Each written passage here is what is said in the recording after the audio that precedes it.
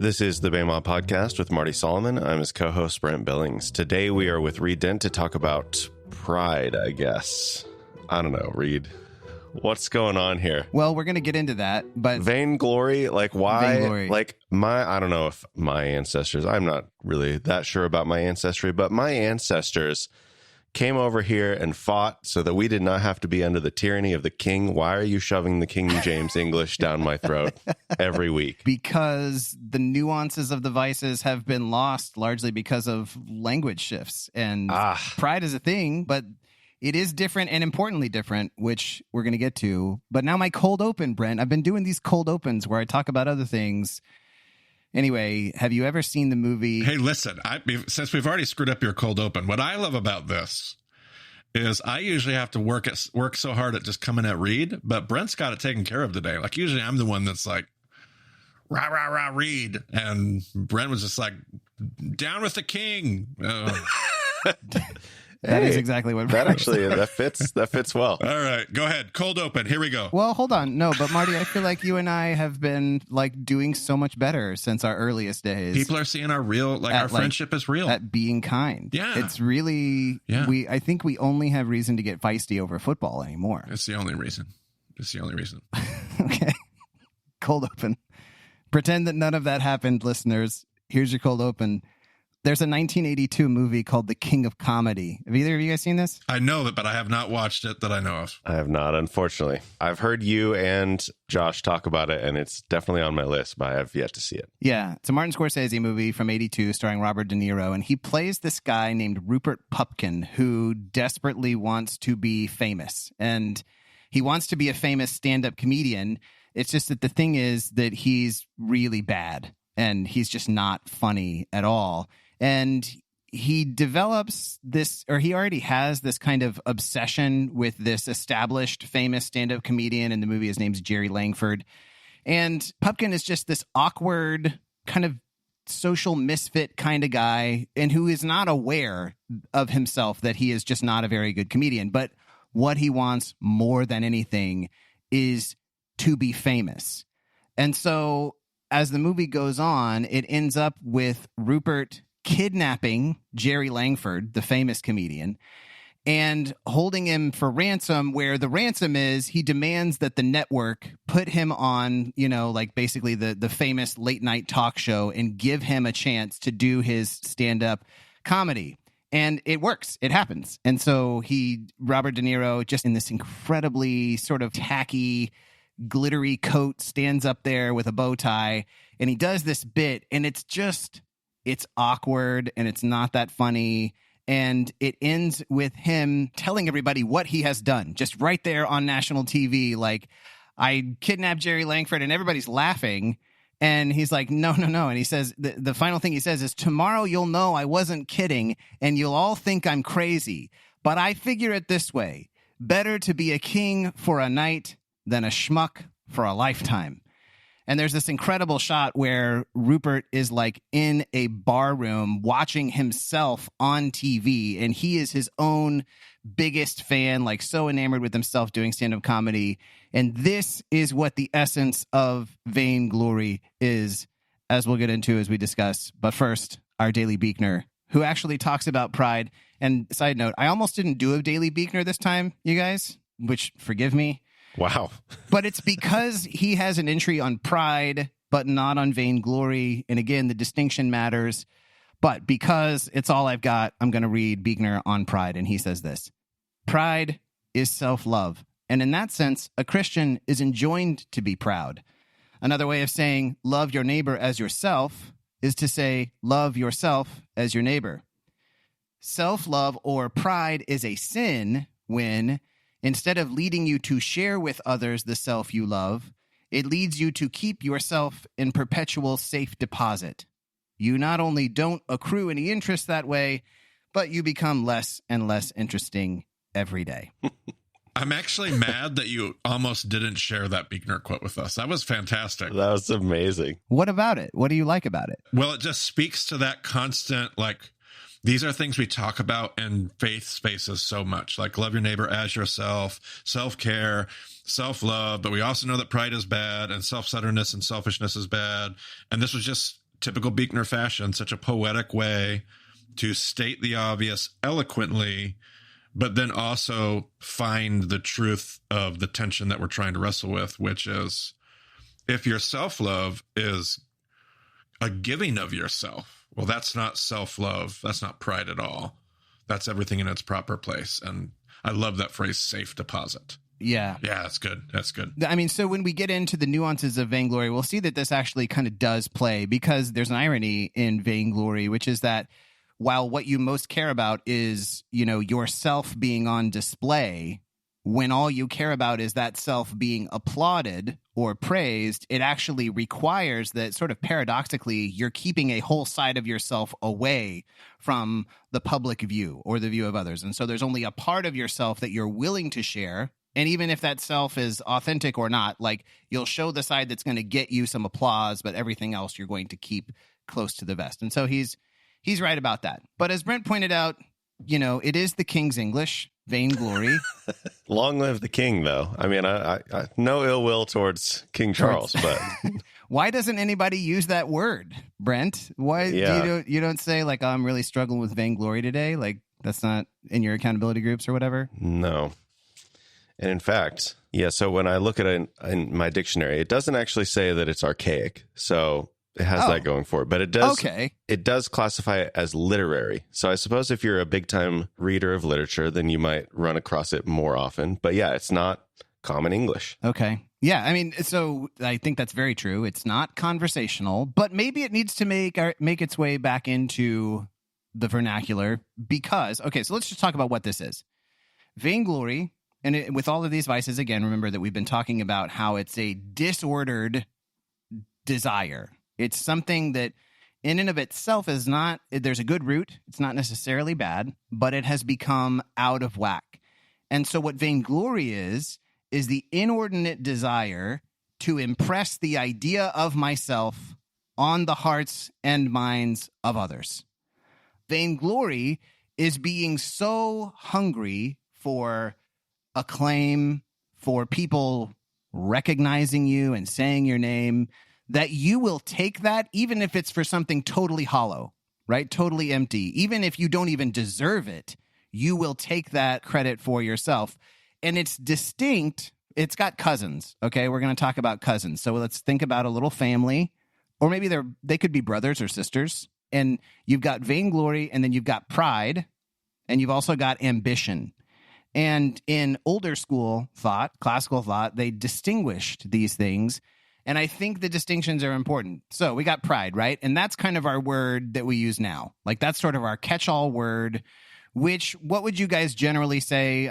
This is not a test, just off the top of the dome.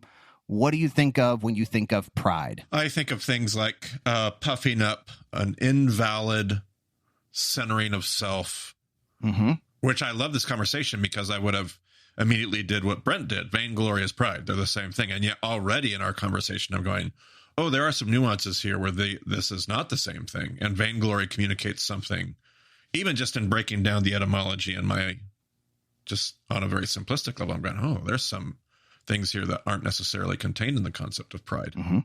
Okay. Brent, you got anything to add to that? Yeah, I mean, I definitely think about it in a vice sort of sense where it is this self-importance and maybe uncalled for, but I also think of it in the sense of I've completed this task and I've done a good job and I'm happy. Like I would stand by my work, like Leanne's about to do with her dissertation. Like, she has put all the effort into it and she's standing by it in the sense of being proud of what she's done, saying like, yeah, what I have done is good. So it kind of has this two-sidedness to the coin, I think. Yeah, let's stick a pin in that, because that's actually one of the trickiest things about the vice of either, whether you're talking about pride or ambition or vainglory, is that they're all kind of, they play or they prey on things that are actually inherently good about a self, but we're going to come back to that.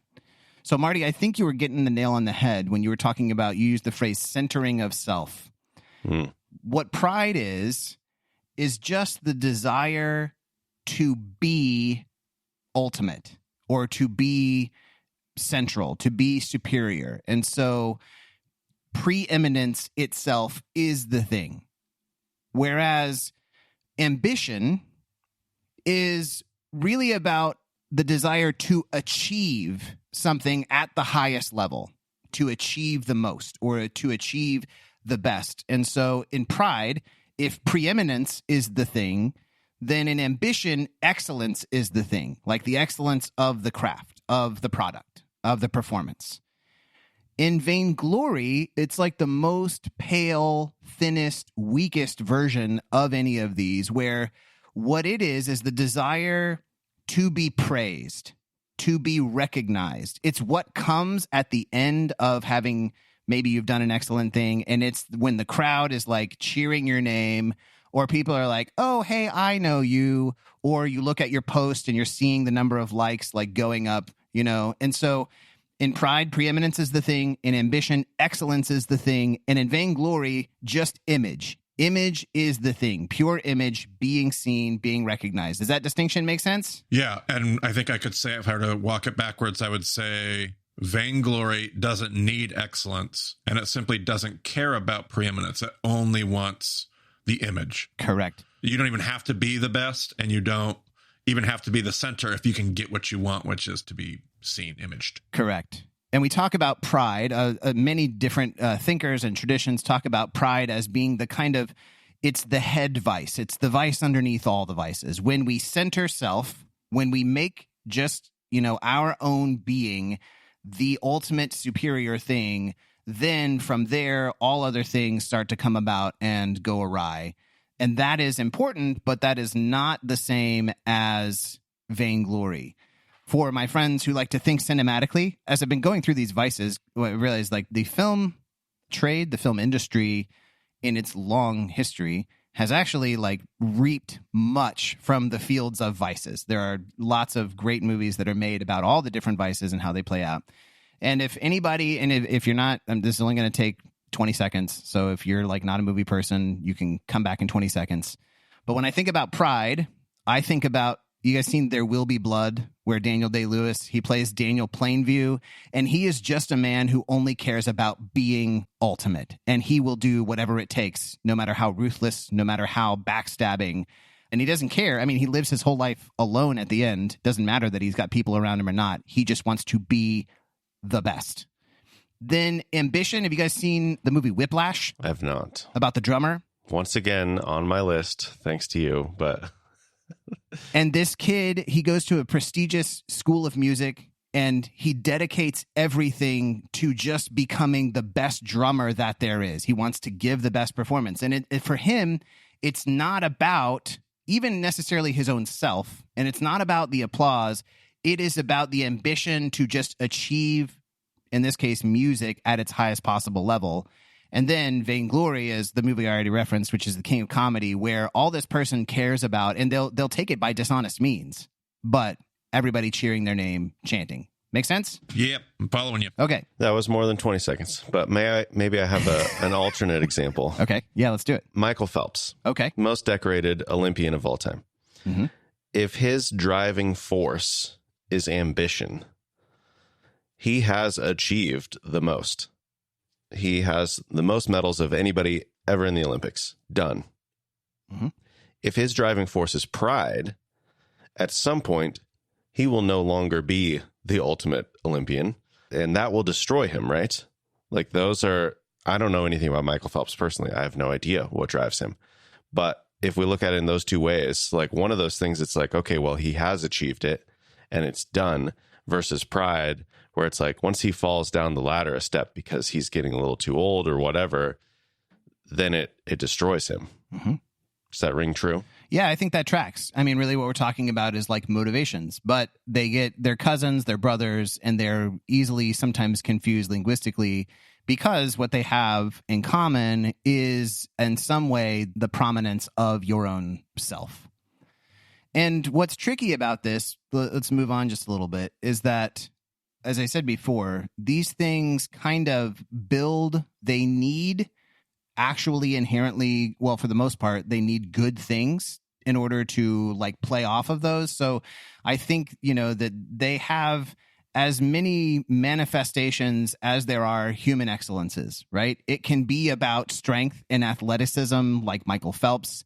It can be about beauty. It can be about intelligence. It can be about success in whatever your particular field is. It doesn't just have to be big, famous things either. I don't want us to start slipping into a rut where we're like, oh, yeah, so the famous people are the ones who deal with pride. Like, this could be literally about your own garden and, like, does it, whether you have no weeds in your garden or how clean you keep your car or anything like that, right? And those are all fine things. Those are perfectly good things. But when what happens is that you start to like just do it for the recognition you get, you are in vice territory. There's this great quote from John Chrysostom who said, while other vices find their abode even in the servants of the devil, vainglory finds a place even in the servants of Christ. So, I mean, we talk about like being made in the image of God, right? And we talk about human flourishing. We talk about partnering with God, which I think calls us to do excellent things and to be excellent, right? But as soon as like you get that little taste of like somebody recognizing your excellence, then it can start to like that hunger starts to creep in, right? And so exactly when you are doing well and maybe even living faithfully as you're supposed to, then it starts to creep in. And there's like a further double bind that is maybe you recognize you're somebody who struggles with vainglory or pride or ambition, and you really want to like combat that. And there can even be preyed upon that, like, oh, I'm doing so good at getting over my vice of vainglory, and people are telling me I'm doing, you know what I mean? Yeah. And so it's tricky because this is like a vice that's kind of rooted or dependent upon goodness. But not entirely. Not entirely. And I want to say that too, because so it can be about desiring like excessive recognition for things that are good, but also vainglory can look like seeking recognition for things that are empty. So like you talked about the etymology, Marty, the word glory, praise, honor, acclaim, weight. But vainglory, the word vain, that's the Latin word that just means empty. And so literally the word means to gain praise for things that are not worthy of praise, for things that are hollow. And so it can be either one of those. Maybe you're a person who's doing the right thing and you just want the praise for that. Or maybe you're a person who's doing something that is empty and hollow and you want the praise for that. But either way, the vice can set in. Ultimately, what matters, either side of that you fall on, is that the recognition becomes the end in and of itself. As I was thinking about this, I was reminded of a story that I read. This is kind of an excellent counter to the vice of vainglory. There was a story about a monk who wove baskets. Have you guys heard this story before? I think maybe, yeah. He would spend all year alone, in his monastery out in the desert, and his job was to weave baskets. And he would weave them throughout the year and stockpile them. And then at the end of the year, he would burn them all. And then he would start over. And it was as a way to say, this is not about what I gain from this. This is not about the recognition that I get from this or about people noticing how good I am at weaving baskets. It is about doing the thing itself. So this is a tale. I'm not telling everybody like, save all your work for a year and then throw it in the trash. But it is maybe worth thinking about if you are somebody who struggles with this. Maybe whatever it is that you are doing, it might be worth doing it in some cases in a way that people don't see or that you don't draw attention to, whatever that thing is. I'm deleting all of the Bama episodes from this year after Christmas. I've been like processing, like I've been so quiet over here because like all this stuff is like really making me think about all kinds of things. When you were saying that, I thought of the story of, I think you've told it on the podcast of Derek, his father-in-law, like taking all of his father-in-law's sermons and putting them in the fire, burning them, and just how like it just feels so. Every time I hear the story, I'm like, oh, it feels so wrong. Not because it is, but because it like grabs at something. But this is like tapping into some of that same space. Yeah. I mean, I felt so uncomfortable when he did that. Yeah. And that was an indicator of, in me, honestly, that there is a kind of vainglory that I am after in people like knowing that I'm good with words and these sermon manuscripts are representative of that, you know? And so if those go away, then it's almost like, well, what will people have to praise about me? And then then what will I be? Yeah, even like as I've processed that story in months and years since I've heard it, like I think this actually helps give me language for some of it, because it's not my sermons and they weren't his sermons. It was somebody else's work. And yet behind it all is this sense of like, of the things that human beings have created. Not that that's wrong or bad. And I'm sure we'll circle back around to this by the time we're done, the accomplishment that we rightfully give ourselves to. But a reminder of where when I think of vainglory, even if it's not given to foolish things that have no glory, even if it's given to really good substantive things, ultimately the glory is not mine, and vainglory tries to make it mine. Even when it's good substantive stuff, vainglory it's God's glory, not to just do the spiritual bypassing Jesus juke, but it really is the glory of the Creator that I'm trying to usurp and make my own. Whether it was my work or even in this case somebody else's, it's getting things out of whack of who truly deserves praise, honor, and glory. Yeah, it's kind of, I think, well known that I think it was Bach who, at the end of all of his pieces, would write Soli Deo Gloria. Yep. SDG, which might seem kind of corny, and yet like that is probably pretty judgmental on my part. And in fact, what he is saying is like, yes, of course, this piece of music is a great work of, it's a labor of like, there's effort, right? And there's so much energy and love that goes into it. Yes. But at the end of the day, this is not about me. This glory does not belong to me, which, you know, of course, like there's the passage in Deuteronomy where the people are being warned, be careful when you settle down and things go well for you, because you're going to be tempted to say that it's by my own hand that I have gained this for myself. But don't forget that it is God who gives you the ability in the first place, you know? And so maybe a helpful exercise here when it comes to like who deserves the glory really is get in your mental time machine, because we can time travel just in our imagination, and go backwards to your own birthday, like the actual day you were born, and then go back 1 year and ask yourself, where were you? And how did you get here? And who gave you your body? And who gave you, you know, and it's like, well, of course, I didn't make any of that for myself. Okay, the thing that this series has done for me is it's given me it's let me have a taste. If I don't get some Thomas Aquinas, I might just burst. I mean, I never imagined that I would say that or feel that myself, but I think you're actually right. Because again, like the dude, you can have whatever issues you have with particular theologies and whatever, or even just the whole endeavor to go about it like he did. And yet you cannot fault him for, I mean, he thought so extensively about human nature, and it's like he was never satisfied that he was really at the bottom of the well just yet.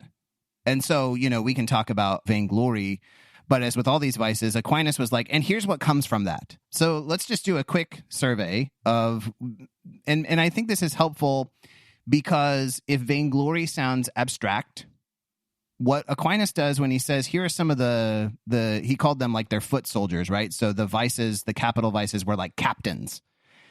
And it helps recognize, oh, this actually does play out in my life like this. So like, for example, and I'm probably the only person here who struggles with this one, but boastfulness was a thing that is like a destructive thing that comes out of this habit of vainglory where we exaggerate just a little bit about our own, you know, feats and successes. Like, you know, yeah, maybe the podcast has like, maybe it's not 20,000, maybe it's 50,000 people, and I'll just go with the bigger number, you know.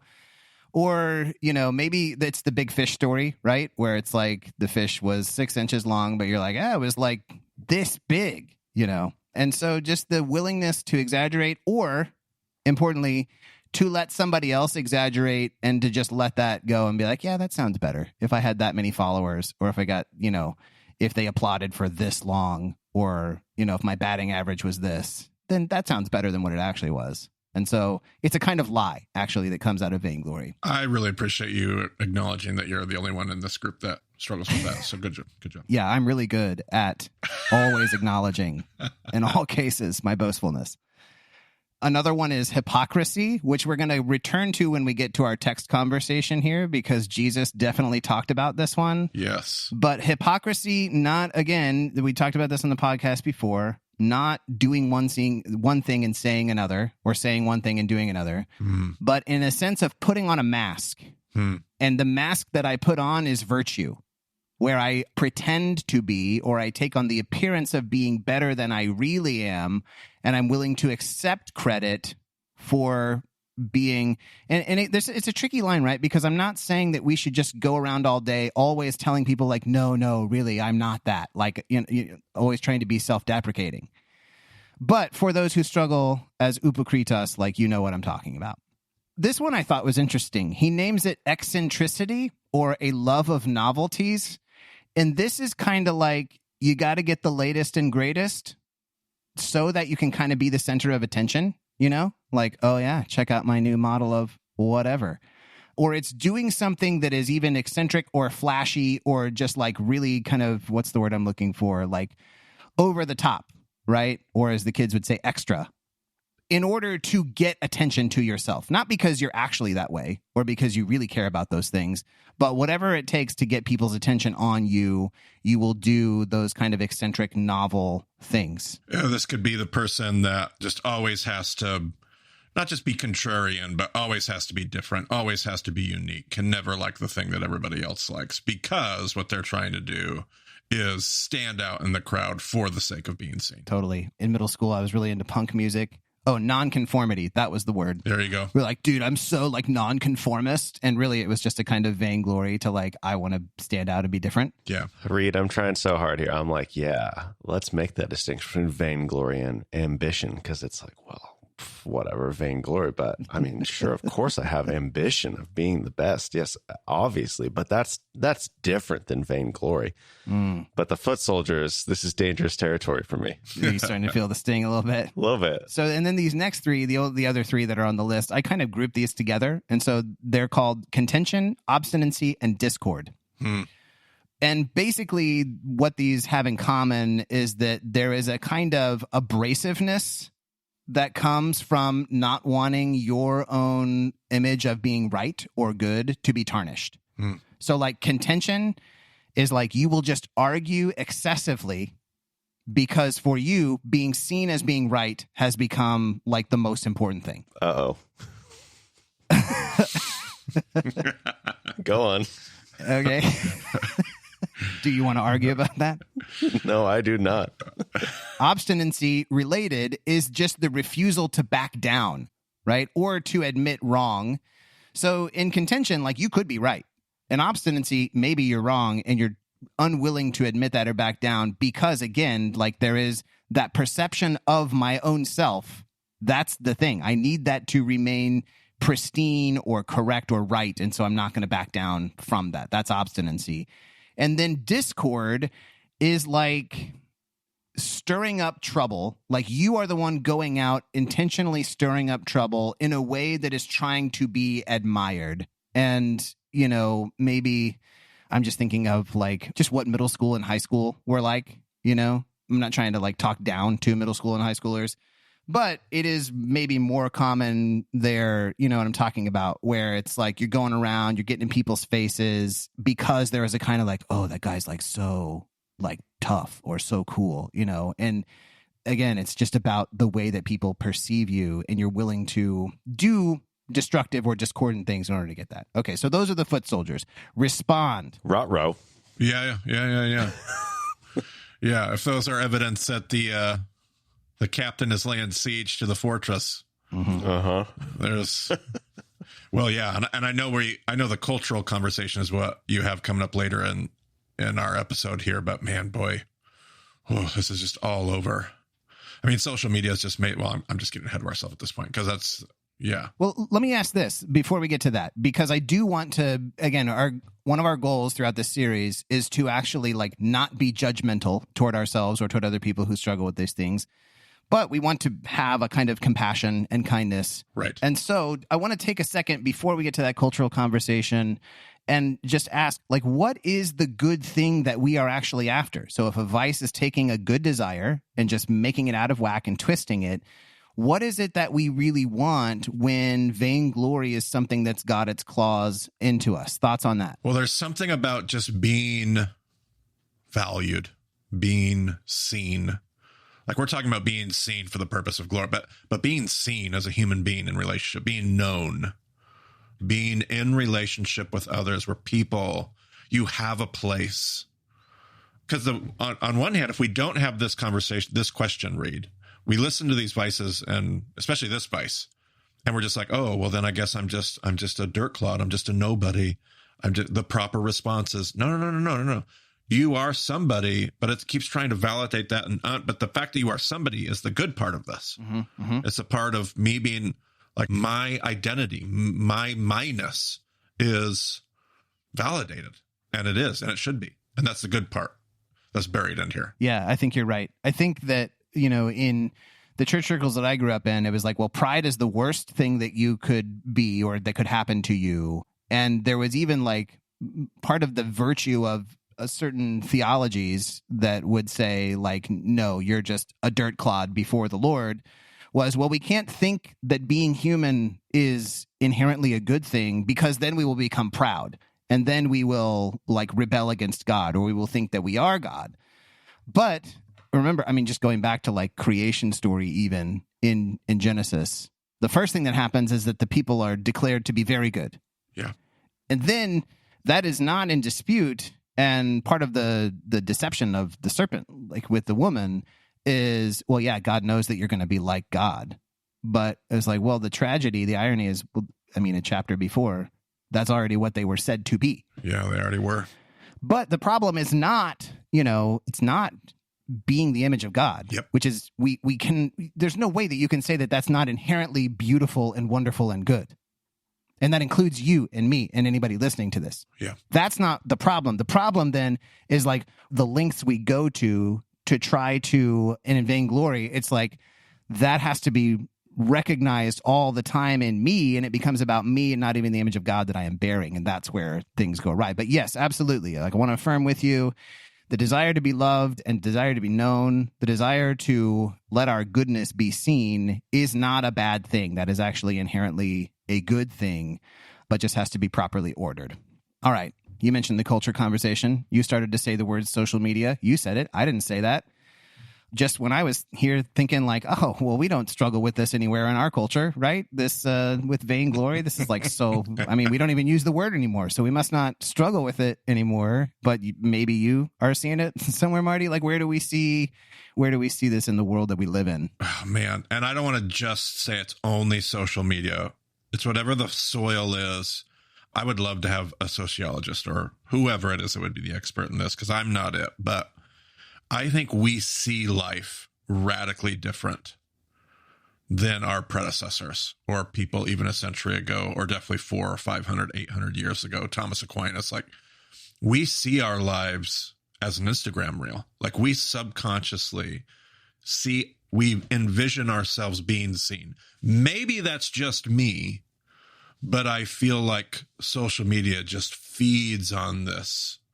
And that's not all horrible, pit of hell, evil. This has not gotten easier. This has definitely become the water we swim in for sure. It's interesting, right? How that little heart and the number next to it. Yep. It's like we have found a way to quantify something that used to be more qualitative, I guess. And it's so weird, but it happens to any of us who have been on social media. You post and then you check, how many likes am I at? You put it away for 3 seconds. You pull it back out. How many likes am I at now? You put it down again for 5 minutes, come back, like check mentions, check shares, check likes. And whatever that thing is, and that feeling that we get where we want to see that number climb higher, that is vainglory. We have a name for that, and it's vainglory. And at the end of the day, that is ultimately like a hollow thing.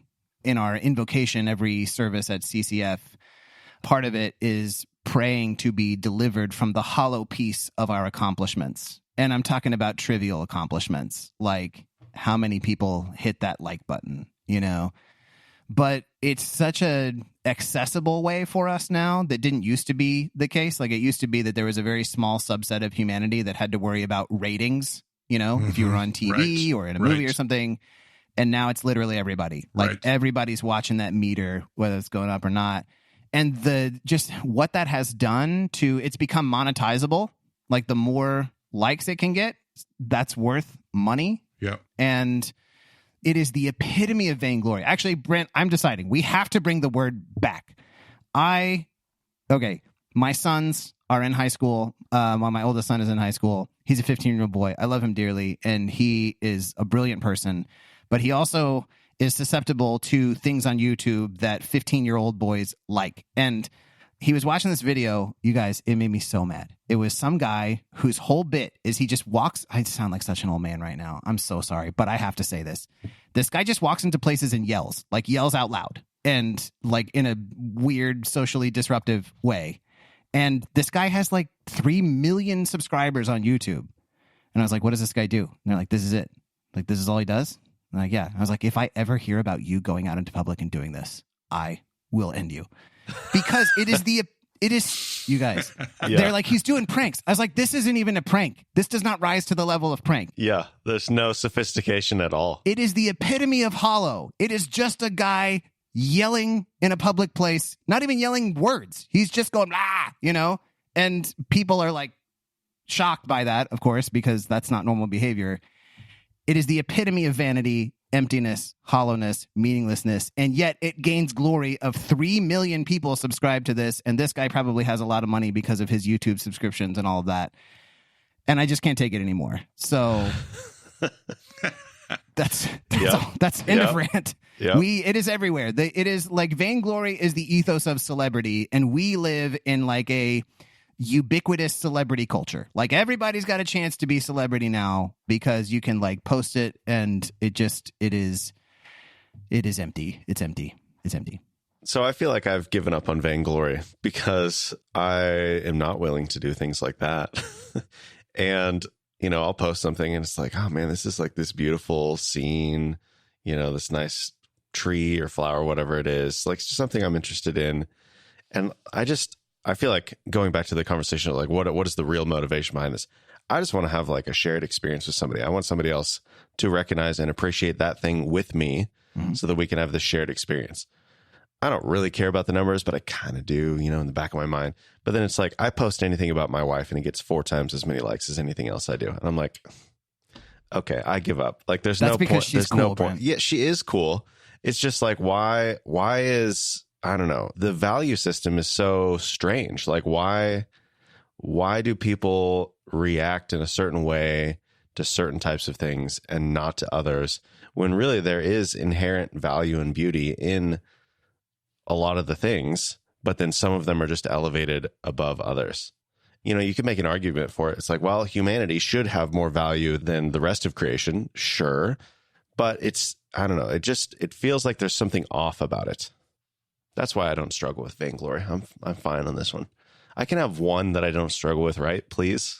I think you've always given yourself up. You've already told us. You've been oohing and on a little bit too much during this episode. Sorry, Brent. I mean, I'll just say it again. When we started this series, I was like, I probably know what my vice is. And everybody's got their pet one, right? No, the more you dig into the layers, and that's why I think this is valuable, the more you recognize. And again, we're not trying to shame anything, but it's just, is this the best that is being called out of us, like as people who bear the image of God? And is there better that God wants from us than vainglory? I think there is. Because I want to talk for a second about the actual problem here. Because you might look at it and be like, well, what's really the problem anyway with like, you know, feeling good about getting some likes? And what's the problem with like wanting an audience? And I'm interested to hear your guys' thoughts on this. But the first thing that I want to say is the problem is that recognition becomes value, where we don't believe in the value inherently that we possess or that our work possesses even. And we only feel like it is valuable or become this, when vainglory is like really present, we only come to think that it is valuable if and when it is recognized. And otherwise, it's like, well, that was a waste of time, or that was quote unquote useless because it didn't get me an audience. And so it causes us to devalue our own selves and like the inherent goodness of our work, even if, Brent, you could take a photograph, and it can be like an immensely beautiful photograph that is like part of your heart and soul. And that is good, whether anybody sees it or not, or whether 1 million people see it or the one person sees it. And that is something that you can find satisfaction in. And yet, if Vainglory is there, it's like, nope, doesn't matter because people didn't like it enough. People didn't applaud you enough for it. But yeah, I'm curious if you guys have other thoughts on like, what's the problem? Like, how does Vainglory diminish us as people, as image bearers? Any thoughts? I don't know why the word waste comes to mind. I'm in the middle of a graduate ethics degree right now. And there is a line of reasoning that simply, if it's not the line that's teaching me or that I'm learning from, but there is a line of ethical reasoning out there that if it doesn't harm anybody, well, you're not causing direct harm to you or somebody else. So, but there's a sense of like ethics shouldn't be defined by what it's not. It should be defined by what it is. And there's like this inherent, like creation's supposed to flourish. And I don't mean flourish in terms of productivity, although that's true. I mean, flourish in terms of finding its goodness, finding its essence. And Vainglory is the opposite of that. Vainglory is hollow. Vainglory is a cheap knockoff. Vainglory it's not the real thing. It's fake. It's a counterfeit. And therefore, it's not that it's unethical because it's directly harmful. It's that it's harmful because it takes up valuable space. I don't know if that's right or not, but you get what I'm saying. Like there's goodness, unrealized. It's taking up the space of what should be good and holy and sacred and beautiful. Like we're even talking about non-productive things, like just beauty, goodness, and Vainglory is a counterfeit of those things. David Foster Wallace is a writer who I have referenced at times before, and he did a speech at a commencement ceremony at a university, and it's called This Is Water. You can find it online. It's also published as a small kind of book. But he has this interesting observation, and that is, think about the things that Vainglory is based off of, typical things like beauty or intelligence or, strength. And he observes that the more you worship these things, or the more you, and for our purposes, come to let these things be a source of your own being worshipped, the less secure you are in those actual things. So he says, like, the more you worship intelligence, the more a fraud you come to feel. The more you feel like somebody's going to recognize that I'm not as smart as I think I am, right? Or like the more you worship beauty, the more and more you always feel like you have to do to maintain a certain standard of attraction. Or the more you worship strength, the more weak you will always feel, always wondering like who is stronger around you. And so when we find our sense of value in the hollow piece of these accomplishments, it diminishes us even in it's directly inverse, I guess. Like the damage that is done is like directly inverse to the amount of significance that we give it. Does that make sense? Yeah, I was letting Brent run with this one this episode, but dang, that one zings a little. Yeah, totally. I was thinking about the story of Abraham in the Midrash about breaking all the little idols. Yeah, yep. And his father like getting so upset, but he's like, they're not real gods. And he's like, well, if they're not real, then why do you care so much? Basically is like the sentiment of it, Yeah, yep. And I wonder like if any of these things are these little trinkets in our sort of curio cabinet of Vainglory. Yeah. And we were to take them and smash them, like how much would it mean to us and how devastated would we be if I can no longer be recognized for how smart I am or for how pretty I am or for how athletic I am or for how successful or rich or how well manicured my lawn is? Like, then what am I? I think it's a wake-up call for us, for sure. And then I think the last thing I would say, how it diminishes us. This is a quote from Rebecca DeYoung, who we've quoted many times through this series. She says, the art of impressing others and gaining applause involves carefully hiding ourselves just as much as it involves showing ourselves off. Whew. Yeah. Right? And this is back to kind of the Buechner thing, right? Where it's like, there is only a part of me that I am willing to show, and that's the part that gets me applause. Yeah. And then this other part, this is why I would never dance at parties or like wedding receptions, because it was like, I'm going to show this part of me that I can't control people's perception of. Yep. And it was totally vainglorious of me to be that way, where it's like the celebration, the moment, the music is all calling, like, jump in the party and dance, man. And I'm just like, oh, but then I've got to keep this part of me back, this part that calls out for joy, but it's like, keep it back because then you'll look dumb, and only let people see the things that you think are going to make you praiseworthy. That puts the finger on something I've been trying to articulate throughout this conversation of like, why does it feel like some of the things I don't do are about vainglory? And that's it. It's because if I did that, I would look a fool. And that is why I don't do them. And that's vainglory. Yeah. And I mean, 1,000% relate. And then I'm like, well, I'm the one who's suffering because Yep. I'm not a part of the party. I'm not having fun. You know what I mean? Yep. If I could get over my sense of self or my sense of how I'm being perceived, man, this could be a great time. Yep. All right. Let's do some text. Brent, if you would indulge us, from the Sermon on the Mount, Jesus actually confronts vainglory head on. Let's hear it. This is chapter 6, verses 1 through 8. Beware of practicing your righteousness before other people in order to be seen by them. Boom. There it is. Sorry. That's it. Yeah. Beware. But why? In order to be seen. Okay. Sorry.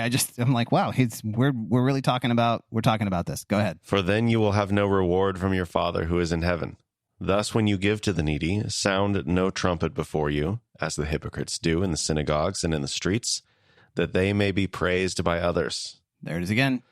Truly, I say to you, they have received their reward. But when you give to the needy, do not let your left hand know what your right hand is doing, so that your giving may be in secret, and your Father who sees in secret will reward you.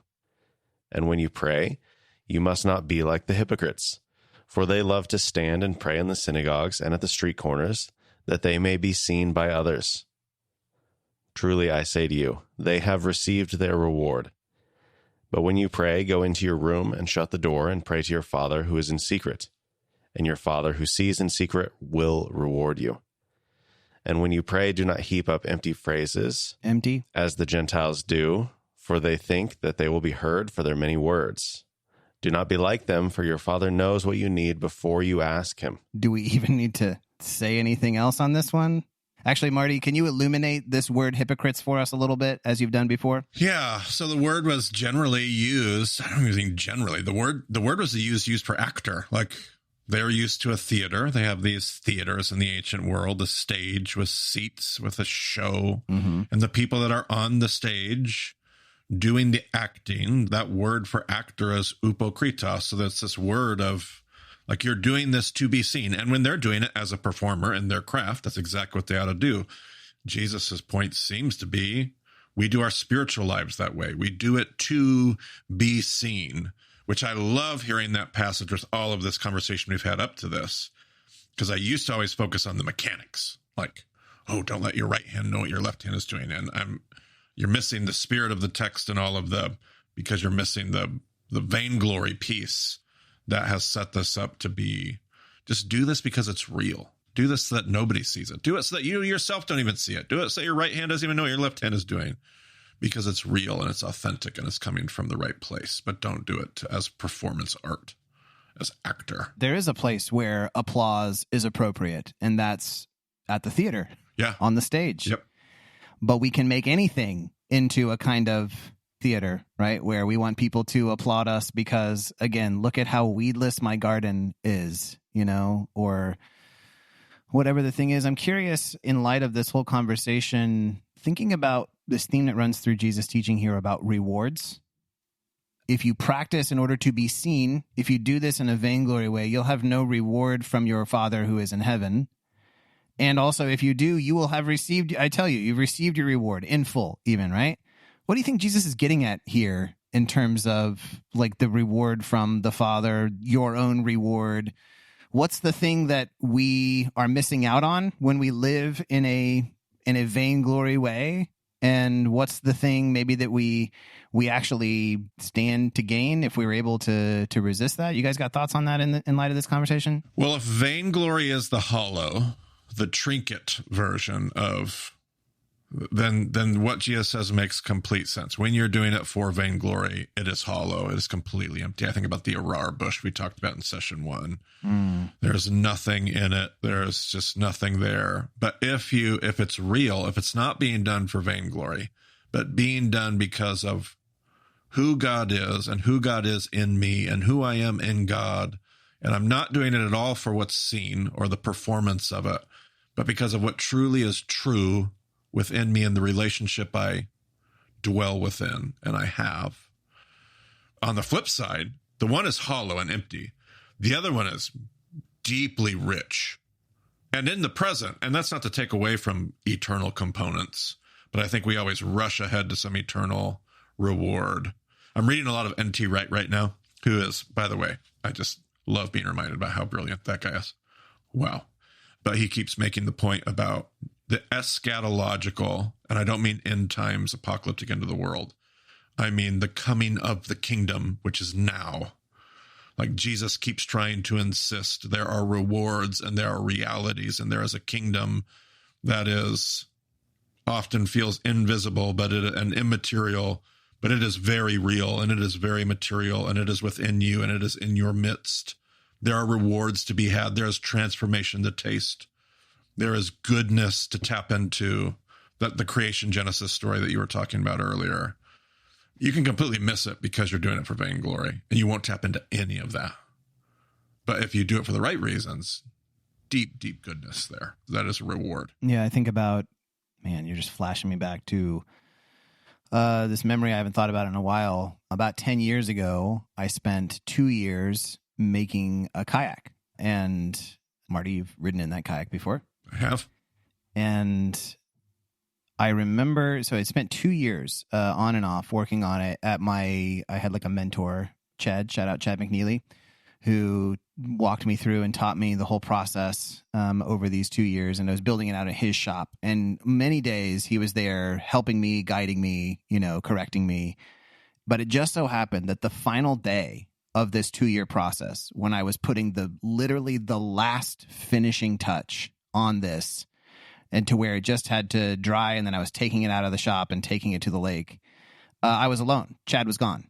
And I finished the last stroke, and before I walked out, like I turned off the lights, there was a window in the shop, and it was just kind of this quiet space, naturally lit, a little bit dim.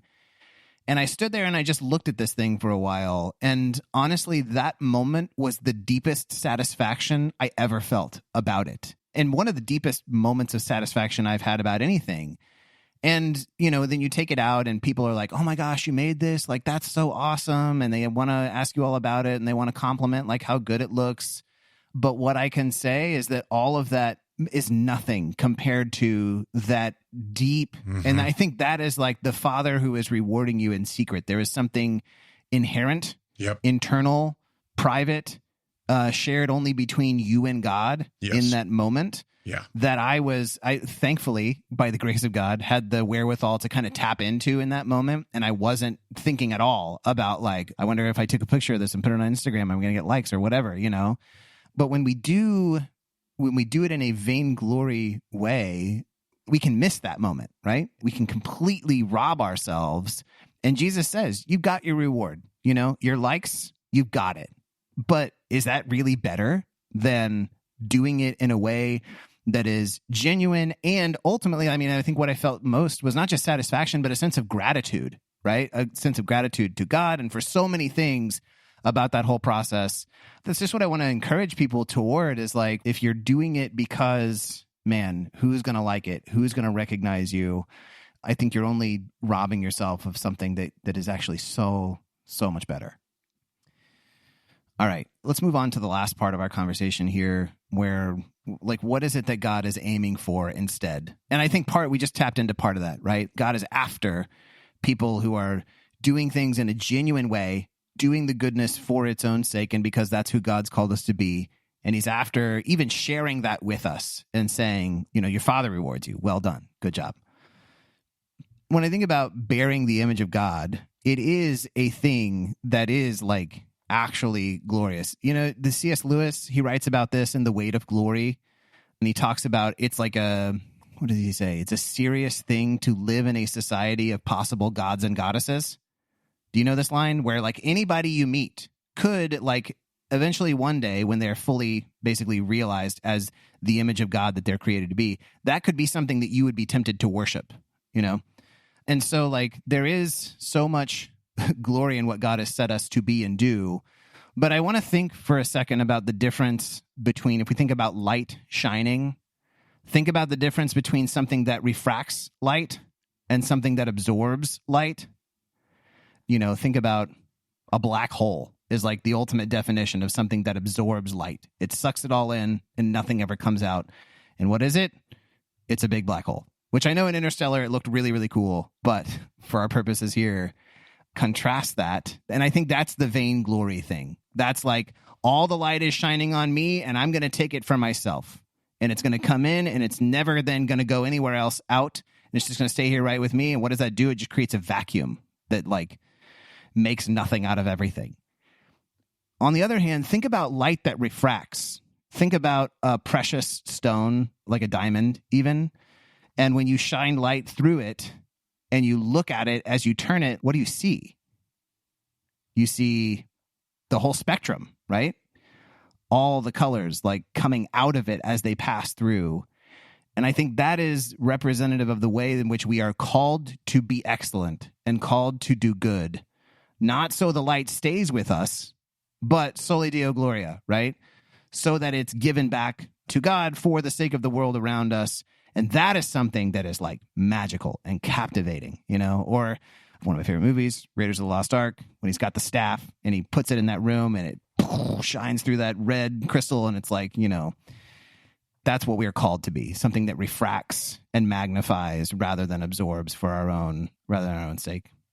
And another way of saying it, we use the word steward.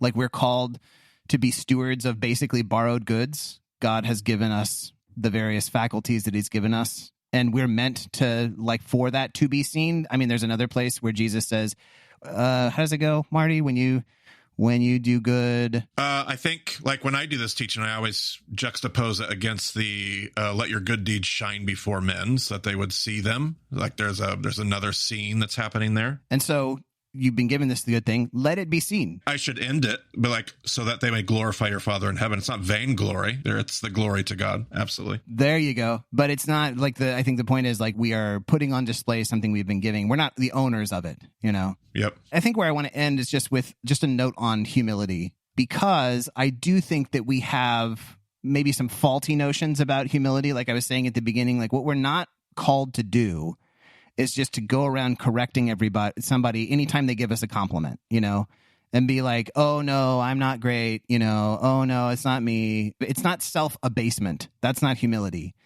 Actually, here, let me give you, this is our real Daily Buechner for today to end. Ooh. This is Buechner writing about humility.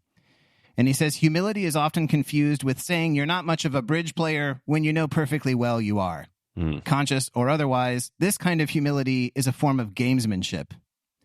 If you really aren't much of a bridge player, you're apt to be rather proud of yourself for admitting it so humbly.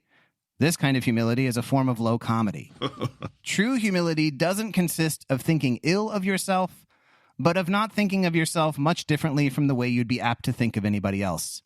It is the capacity for being no more and no less pleased when you play your own hand well than when your opponents do.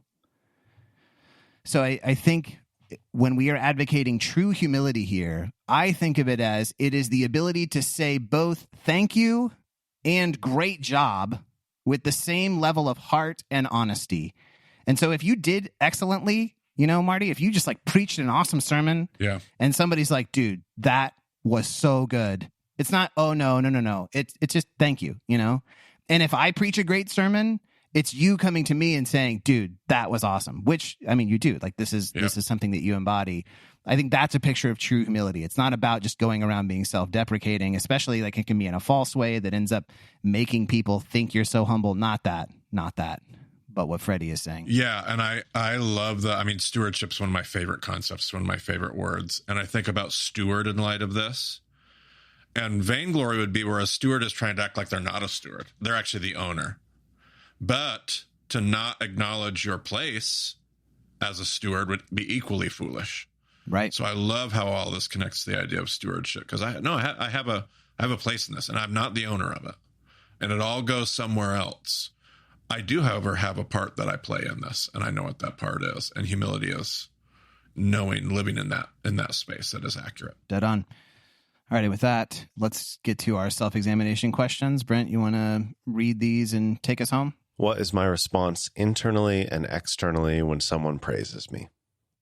What do I do, even subtly, to make sure my virtue is at least a little more recognizable? How do I respond when someone else gets the credit I deserve? What would it look like for me to pursue and achieve excellence as unto the Lord? All right, that's all I got. That's pretty good. That's pretty good questions there at the end, too. Man, I just wrestled with half this stuff today, too. It's a real booger of a timing on this. Funny how that works out, huh? I wish that we could take a survey of all of our listeners and ask them which vice they feel like they struggle with the most. I wish that I had thought about this. I mean, I kind of thought about it, but like really like make me pin down like, okay, what is my one vice? And then be able to look at it at the end. Yeah, at the beginning, you have a survey, and it's the 7 vices. And at the end, it's the 7 vices, but another option, all of the above. Yeah, I think we'd have 100% on that one. Is what it's shaping up to be, I think, Reed. So that will do it for this episode. Listeners can find details of all the things that we talked about. We got a half dozen links in the show notes, so you can find those in your podcast app. You can also find them at BemaDiscipleship.com. And yeah, I'll just say thank you to those of you who are joining us on this journey. Thank you to those of you who support our work and help us wrestle through these things together. We're honored that you would join us in that process. And thank you for joining us on the Bema podcast today. We'll talk to you again soon.